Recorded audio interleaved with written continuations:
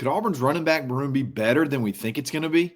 In the world full of podcasts, he's the undisputed heavyweight champion of hot takes, an Auburn sports homer, master of the boog, and message board legend. Get your buttons buttoned and your hats flattened because the Top Button Podcast is about to kick off. And you don't want to miss your courtside seat. Now, here's your host, Charlie Five. Yes, sir. We're back. It's another episode of the Top Button Podcast. I'm your host, Kyle Rush, a.k.a. Charlie Five, and we are ready to get after it. Happy Tuesday. We're going to talk about running backs. Running backs today. The running backs have been a point of contention is not the right word, but a concern. I think everybody's somewhat concerned, not necessarily that you don't believe that those guys have the talent, but that you really haven't seen one step up yet. You haven't really one of them hasn't had the chance to do that yet. But could they possibly be better than we think they'll be? Could they be actually a better fit for the offense? Who's going to be the leading rusher?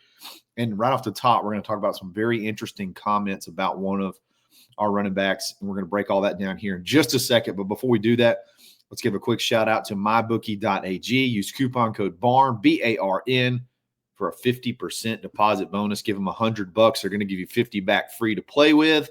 Hit that sports book, bet any way your little heart can imagine. They're going to have it for you. Any type, any way. MyBookie's got it. So save big, hit MyBookie, and then go win big. So check them out for sure. All right, so a lot of the conversation when you're looking through the roster and you're trying to pick position groups that you're concerned about or that you're just a little bit unsure about, running back is always one that's somewhere near the top of that list. I mean, I know you got tight end is up there, but running back is going to be in the conversation as well. And there were some very interesting comments by Jireh Edwards, and looking into them a little bit more, it makes a lot of sense. So Jireh Edwards, 5-star safety, unbelievable player from St. Francis Academy, came in on a visit this weekend, official visit this weekend. They tried to stick him with as many St. Francis guys that are here or committed here as possible. But he had some really interesting comments about Durell Robinson. This is a shout out to On3 Jeffrey Lee for this, but this was his quote on Durell Robinson. I've never seen a running back that twitchy at that size, just being able to make something out of nothing. At UConn, he wasn't healed. He had turf toe his first 2 years of college football. You're going to see something crazy this year. He's going to be a top 5 running back pick in the NFL draft next year for sure. Now, obviously, that would be extremely lofty expectations to be one of the top 5 NFL running back prospects of next year's draft, this upcoming draft. That'd be fantastic. But the most interesting part was the first part that, he has been injured. He's been injured, and he's finally healthy. Like if you go look at his high school senior year, he played his first 4 games, had over 500 yards rushing, 5 touchdowns, and then I think he was injured and out the rest of the season. He goes probably why he ended up at a place like UConn. Didn't play much his freshman year. His sophomore year is when he really started to burst onto the scene. He averaged, 6.8 yards a carry, 8 touchdowns, 731 total yards, sort of playing in an ancillary role. So when Auburn got him, there wasn't really much on him. Like you didn't really know that much about him. You like his size. He's over 200 pounds. He's a taller running back. So you like that. That's a little bit different than what we have. So you're like, man, I want to see what happens with him in spring. And then he comes into Auburn and you don't see him because he has a procedure on his leg or foot as soon as he gets here. And then you see comments like this. This guy's seen him in person in high school. Never seen a running back with that much size and be able to be that twitchy. Maybe there's a lot more to this Durell Robinson than we think. I know, obviously, this is a former teammate, so he's going to be a little bit biased, but maybe injuries have slowed him down up until now, and he could be injury prone too. That's always a factor to be wet. That's also something to weigh in when you're talking about how effective they could be. He could be, a little bit injury prone, but it also could be that he's had some bad luck and he's finally healthy, which would be, it would be nice if you're a little bit concerned about. If you're a little bit concerned about running back depth, if you're a little bit concerned about running back production, I mean, it's pretty nice to have a guy that you feel like maybe he's just been unlucky. Maybe he's just been unlucky, and you can really take his ability and use it to the max and have a really good prospect in your running back room. I'm trying to look at his updated height and weight right now. This latest one, 6 foot 202. So that's a little bit different. He's a little bit taller than the guys that we have. He's about the same weight. I mean, Damari's 205, Jeremiah's 196, right there around the 200 pound mark. But I wonder how healthy he actually is, and then could we possibly see a version of Durell Robinson that was more along the lines of those first 4 high school games? Being really explosive, being able to take it to the house from distance, and then having the size to be able to make things happen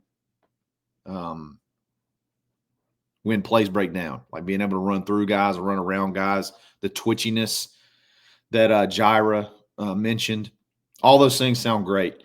And it's getting me to wonder, could this running back room be a little bit better than maybe we're expecting? I know we're sort of on a wait and see approach, and I think that's probably fair.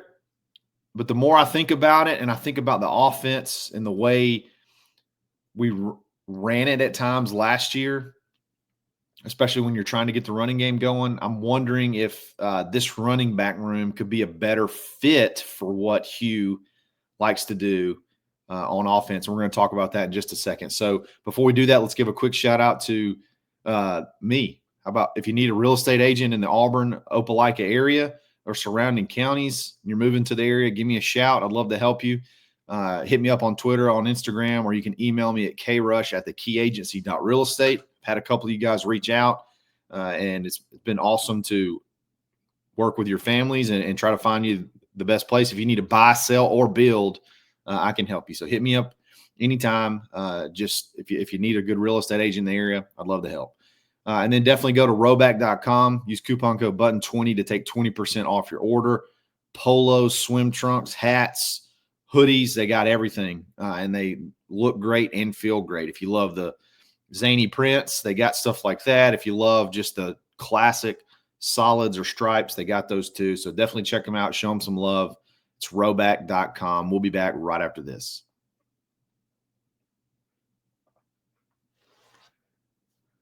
This conversation could get some folks going, but this is not necessarily my take, but it's a conversation I had with a buddy, and I think it made a lot of sense. And I want to pose it to you guys and see what you think.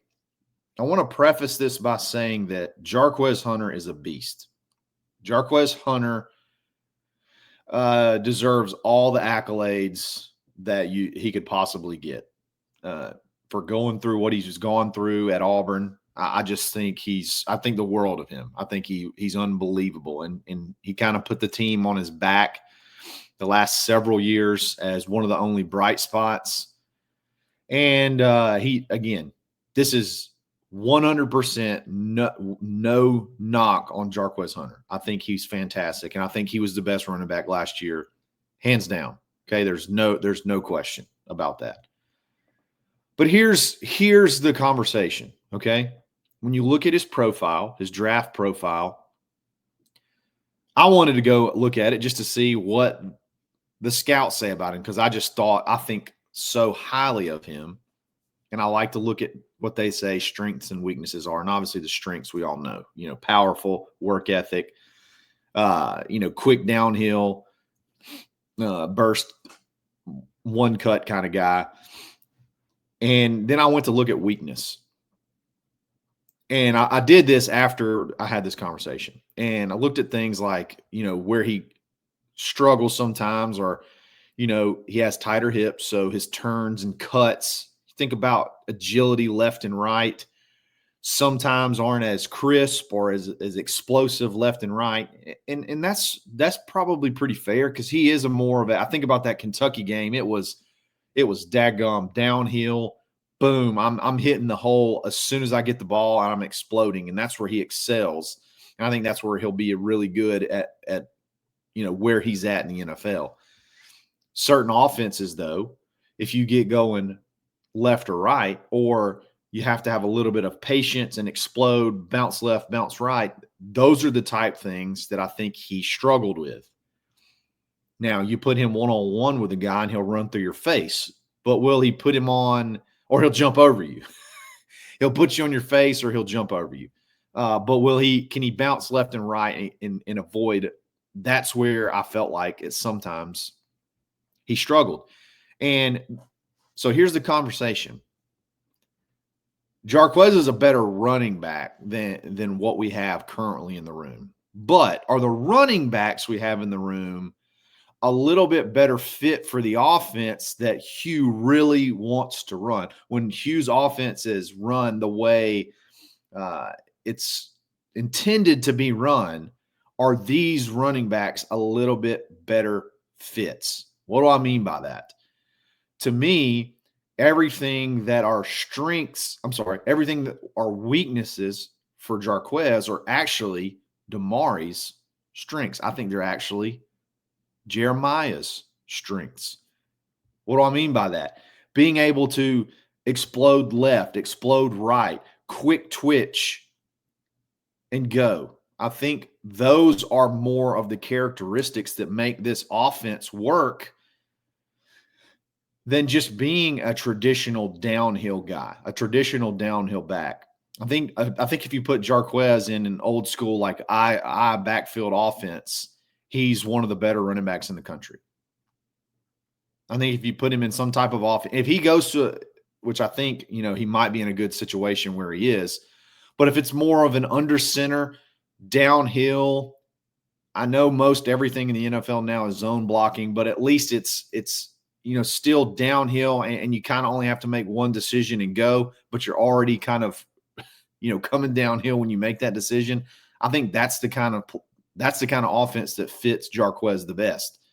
This offense, the RPO, it's a lot more patience and explode. It's a lot more lateral. There are some downhill aspects to it, but I think a lot of the times when you saw the two tight end packages and all this to really get the run game going, I think that's probably something a little bit out of the ordinary, or that's something additional that has to be done to get that running game going, or to really accentuate what Jarquez can do. So the theory is, do these running backs give you the ability to sort of just run your traditional offense the way you want to run it? And then when you call run plays, or you get those good numbers where you read run, are you having to manipulate anything? Are you having to bring in extra people to block? Are you having to do this because it's got to be a more downhill play, because you can't get Jarquez you got to get him going right off the bat? Could it be something where Damari can read, and then boom, explode laterally and hit the hole? I think it's a good conversation to have. Was the running game last year a more prototypical Hugh Freeze offense, or was he kind of going out of his way to make sure that Jarquez could get the touches to be successful the way Jarquez needs to get touches to be successful? Could that be some of the reason that he didn't get some of the touches that we all think he should have gotten? A lot of people think, hey, give him the ball 25 times. It's that easy. And I kind of shake my head every time I hear that. Obviously, that would be ideal if we just take the yards per carry and then multiply it by 25, then he'd have that many more yards. He's only running it, 17 times a game. I wish it was that easy, but I do wonder at times, and I never have thought about it from this angle. Could it have been that you're trying to formation in a way to run the ball to get Jarquez his touches that's unnatural to the type of offense that you want to run? And now, maybe theoretically, do you have some running backs that you don't have to necessarily manipulate anything to get them the ball a particular way in a particular style? You can just kind of run your offense the way you want to run it. And then when the read is run, the skill set matches, the offense matches the skill set of the backs that you have. I think it's an interesting conversation to have. Could the running backs that you have, could their skill sets, their strengths, which are, in my opinion, Jarquez's weaknesses, could that help be a better fit for how Hugh wants to run the ball in general? Now, Jarquez's strengths were vastly higher than the other guys' strengths, in my opinion. They vastly outweighed it. But I wonder, I don't know. I think I've never thought of it that way before. I'd love to get your thoughts. Do you think that could you see that last year when we wanted to run the ball, it looked like we really had to try to run the ball. We had to do certain things to run the ball. Was that just because we couldn't run it the way we wanted to because we couldn't block it? Was it because the style didn't fit Jarquez? I'd love to know your thoughts on that. I think it's a very interesting conversation. Could guys like Cobb and Alston maybe not be the 1,000-yard backs, but could they get you 4 yards whenever, 4 or 5 yards, or pop one every now and then, just running your offense the way you want to run it and not having to manipulate anything to get them their touches? I think it's a fair question to ask. So love to get your thoughts in the comments. There's been a lot of questions about who's going to be the leading rusher. I went on the next round yesterday, and that was one of the questions they asked me. And the more I think about this through the lens of the question we just asked, I really think Damari and his skill set fit what Hugh wants to do. And I think you saw it at times last year. You saw the explosion. You saw him being able to, I guess, take a run and be able to explode and turn it into a big gain. I just wonder what happens if he doesn't fumble that ball against Arkansas or have some of the fumbling issues. He fumbled one in the driving rain against New Mexico. Does that what kind of confidence factor do you have to battle through as a running back when you're putting the ball on the ground? That's just something he's going to have to overcome. And I'm sure it's something he's definitely been working on, and he's been patient. He's been waiting. And I just wonder if that quick twitch that he has is something that is going to be a really big factor in this running game. And then you got wild cards, like you don't know what you're going to get out of Jeremiah Cobb. To me, he's looked like he could be a top running back and, one of the best running backs in the draft, a home run hitter. And then at times he's looked like a freshman where, the vision hasn't been there. So, but I think the physical tools are there. And then obviously you got Durell Robinson, who we just talked about at the top.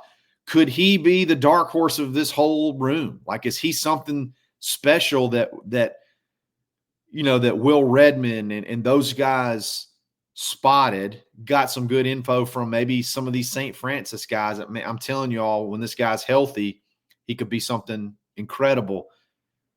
I guess it could be, in theory, any of those guys, because nobody's really the incumbent. There is no incumbent this year. It's a complete open competition. And I don't remember the last time where you just don't know who the next running back is going to be at Auburn. I felt like we've always known who the next guy is. But could they be a better fit? I want to know if y'all think I'm crazy. Again, it wasn't necessarily my take, but I don't disagree with it. I don't disagree with the fact that these running backs aren't better than Jarquez, but could they be better fits for what Hugh wants to do? Could those fits have been – could the style of running back that Jarquez is, could that have played into the fact of him getting not the amount of touches that it is perceived that he should have gotten? I don't know. It's a good question. I think it's a good conversation to have. So, guys, I really appreciate it. Let me know what you think in the comments. What do you think about the comments from Jireh Edwards? Do you think these guys could be better fits for what Hugh wants to do? And who do you think is going to be the leading rusher? Let me know what you think. Guys, I really appreciate it. If you liked the video, like it. If you like the channel, subscribe to it. We'll be back again soon. It's another episode of the Top Button Podcast. Stay buttoned. Thanks for listening, and drive home safely.